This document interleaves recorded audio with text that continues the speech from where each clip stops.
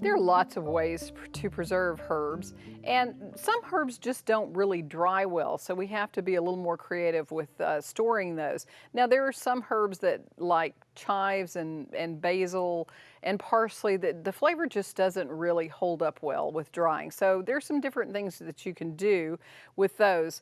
One of the things I love to cook with are the chili piquins, but we don't have those through the winter, so I'll harvest those, but they don't really dry well, so I just put them in a container and put them in the freezer, and then all winter long, when you want some for a pot of chili, you can take a few out and season that up. If you can beat the birds to these, but it's a great thing to do. Now, I use a lot of ginger. I do grow some ginger, but I buy a lot, and sometimes it just doesn't last. But I've learned that putting that in the freezer keeps it very well. It actually grates more easily when it's frozen, and it's easier to peel when it's frozen. If you're using ginger mostly for tea, you might even want to slice thick slices, and that's easy to take out of the freezer and put into that pot of tea to simmer for a bit. Now, another herb that I love to store because I don't have it in the winter is basil. But again, it just doesn't dry all that well. So I take my basil, this is key lime basil, and I like to cut it back frequently so I keep the blooms off.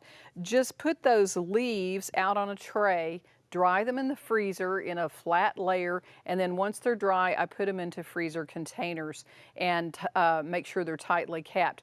When you first take them out of the freezer container, you can crumble them very easily while they're still frozen. Now, they do discolor a bit. The color is not going to be bright green when they're in the freezer, but the flavor is actually very good. And another thing you can do with basil that preserves the color a little better is make pestos. You can make pesto. You can add the garlic or not. You can add the cheese or not. Some people don't like to freeze it with the cheese, but I think the flavor's okay. You might even want to put a little lemon juice in your regular pesto recipe if you're freezing, and that will help the color stay a little better. But I love to put it in these Ziploc freezer bags and just put my ingredients and when I put it in, and that way, while it's frozen, you can break off a small amount if you just need a tablespoon or two for some pasta or some vegetables. And you can also put it in small containers like these freezer containers where you've got just enough for a recipe or two, because it doesn't store all that well in the freezer. And rather than pay $5 for a container of store-bought pesto, I've got pesto all year long.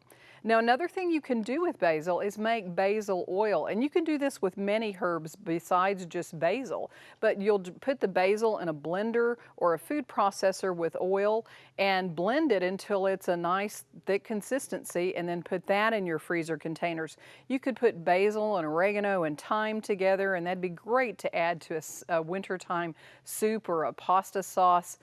So it can be very creative, and it's a great time saver in the kitchen. If you don't have time to go out to the garden and cut and wash herbs and chop them up with your cooking, you just go to the freezer and get all this wonderful flavor that's right there and ready for you. Now, another great way to preserve your herbs is to make herb vinegars, and we've covered that in other Central Texas Gardener programs, so you can go on to the website to find more information and recipes for pesto and drying herb oils and vinegars. Thanks for watching. For Backyard Basics, I'm Trisha Shirey.